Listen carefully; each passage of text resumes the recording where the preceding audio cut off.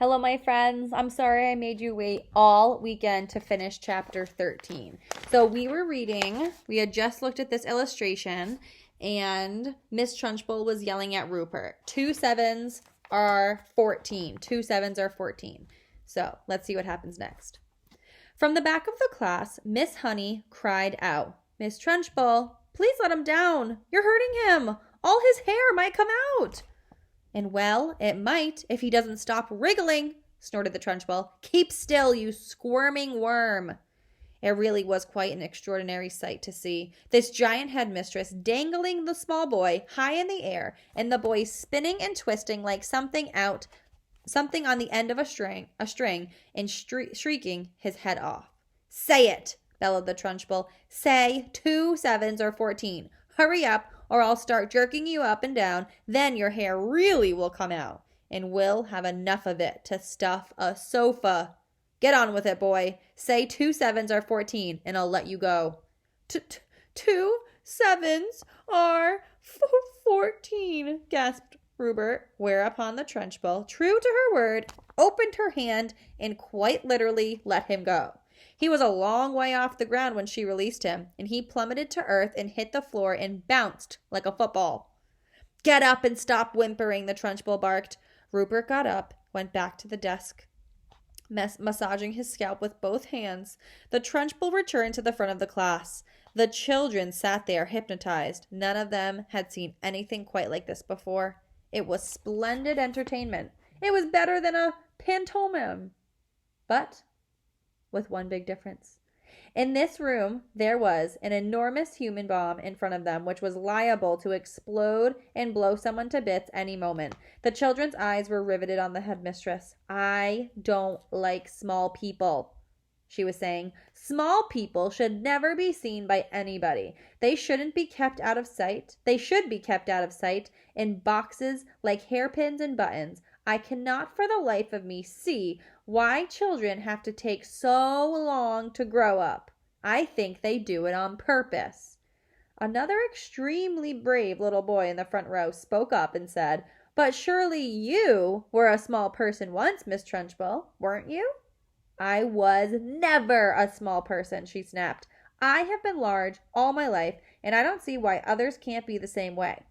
"But you must have started out as a baby," said the boy. "Me? A baby?" shouted the Trunchbull. "How dare you suggest such a thing? What cheek! What infernal insolence! What's your name, boy? And stand up when you speak to me." The boy stood up. "My name is Eric Ink, Miss Trunchbull," he said. "Eric what?" the Trunchbull shouted. "Ink," the boy said. "Don't be sassy, boy. There's no such name." "Look in the phone book," Eric said. "You'll see my father there under Ink." "Very well then," the Trunchbull said. "You may be Ink, young man, but let me tell you something. You are not intelligent. I'll very soon rub you out if you try getting clever with me." "Spell what?" "I don't understand," Eric said. "What do you want me to spell?" "Spell what, you idiot? Spell the word what." "W-O-T," Eric said, answering too quickly. There was a nasty silence. "I'll give you one more chance," the Trunchbull said, not moving. "Oh, yes, I know," Eric said. "It's got an H.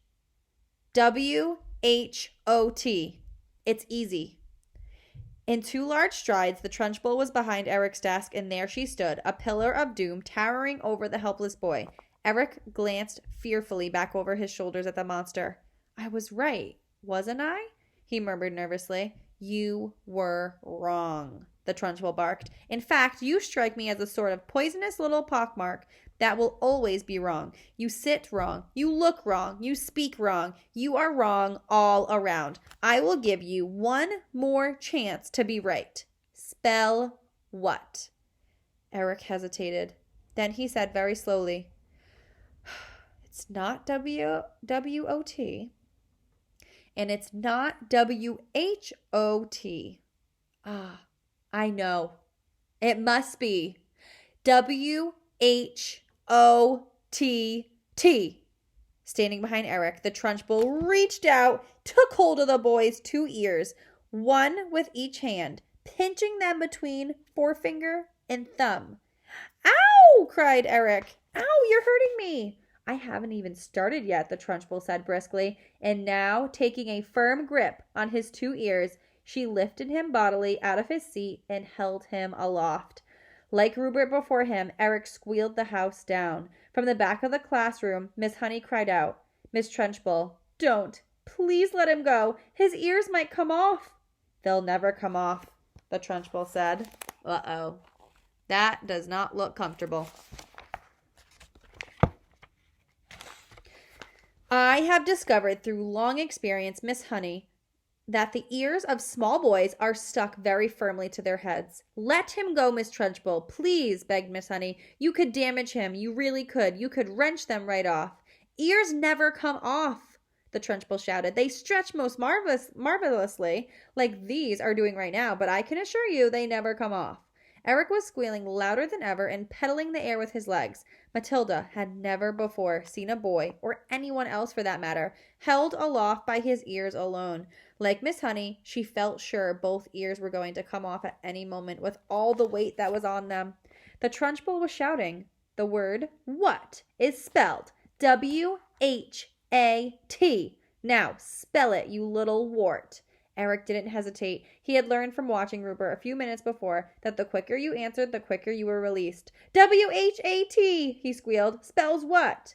Still holding him by the ears, the Trunchbull lowered him back into his chair behind his desk. Then she marched back to the front of the class, dusting off her hands, one against the other, like someone who has been handling something rather grimy. That's the way to make them learn, Miss Honey, she said. You take it from me. It's no good just telling them. You've got to hammer it into them. There's nothing like a little twisting and twiddling to encourage them to remember things. It concentrates their minds wonderfully. You could do them permanent damage, Miss Trunchbull, Miss Honey cried out. Oh, I have. I'm quite sure I have, the Trunchbull answered, grinning. Eric's ears will have stretched quite considerably in the last couple of minutes. They'll be much longer now than they were before. There's nothing wrong with that, Miss Honey. It'll give him an interesting pixie look for the rest of his life. But Miss Trunchbull, oh, shut up, Miss Honey. You're as wet as any of them. If you can't cope in here, then you can go and find a job in some cotton wool private school from rich brats. When you have been teaching for as long as I have, you'll realize that it's no good at all being kind to children. Uh-oh. Read Nicholas Nickleby, Miss Honey, by Mr. Dickens. Read about Mr. Walkford Squeers, the admirable headmister of Dotheboys Hall. He knew how to handle the little brutes, didn't he? He knew how to use the birch, didn't he? He kept their backsides so warm you could have fried eggs and bacon on them. A fine book, that. But I don't suppose this bunch of children we've got here will ever read it, because by the look of them, they are never going to learn to read anything. I've read it, Matilda said quietly. The Trunchbull flicked her head around and looked carefully at the small girl with dark hair and deep brown eyes sitting in the second row. What did you say? She asked sharply. I said I've read it, Miss Trunchbull. Read what? Nicholas Nickleby, Miss Trunchbull. You are lying to me, madam, the Trunchbull shouted, glaring at Matilda. I doubt there is a single child in the entire school who has read that book. And here you are, an unhatched shrimp, sitting in the lowest form there is, trying to tell me a whopping great lie like that. Why did you do it? You must take me for a fool. Do you take me for a fool, child? All right, my friends. There is 2 more pages left of this chapter. It's super long. I'm going to have to stop right here so we don't make the video too long, and then I'll finish the last 2 pages tomorrow and then start the next chapter as well. All right, my friends, stay tuned.